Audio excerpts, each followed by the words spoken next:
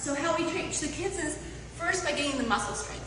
Kids' heads are really big, their necks are very small, so it's very hard for them to accomplish this at first. So we start building muscles first. So with a roly-poly, we ask the kids to tuck their head and rock back and forth, okay? Creating a curve in their spine. The more momentum, the easier it is to come up.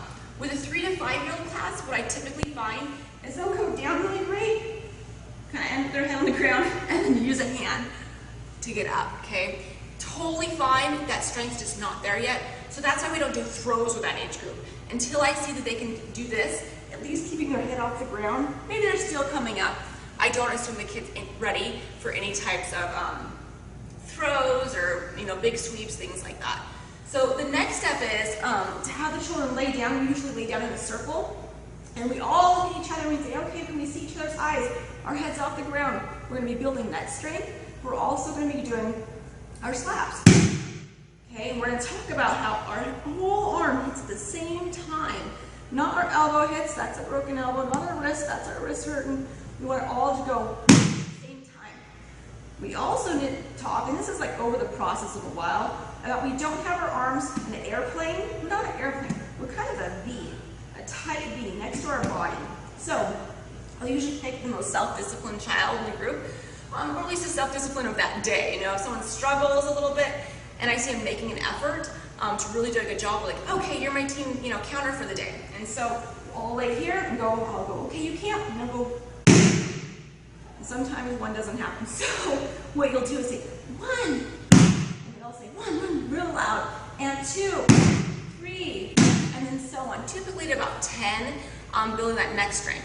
The next step of this is say, okay, we combine. I usually pick a different team to counter, and we hold our arms and legs together.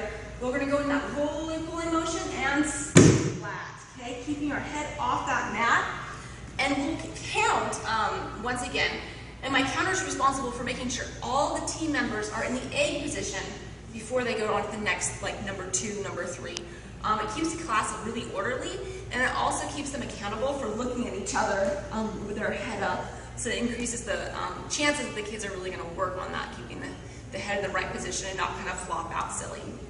After they've completed that, the next step I do is the frog.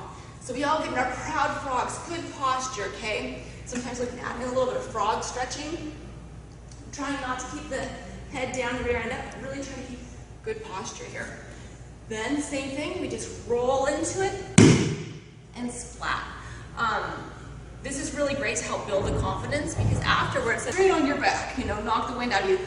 It's a rolling motion, okay? And that's why you'll see us breakfall and then go into a backwards roll, because it really is a flowing motion. So when we do this with the kids, we say, we start standing, we slowly sit down, we breakfall, okay? Later on, we'll add in some of the flexibility drills to get the kids ready to start rolling over their shoulder. You don't want small children or adults trying this and rolling right over their neck.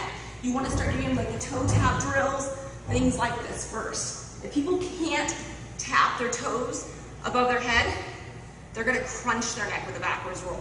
So you want to see that that's there first, okay? And then once you're finally around, you do the whole steps, standing, falling, all that. Another fun game that I play with the kids, we all hold hands and do ring around the rosy, and we all break fall. And that one usually gets a lot of excitement with the kids, especially if they're having a hard day focusing. Hope that helps you, Miranda.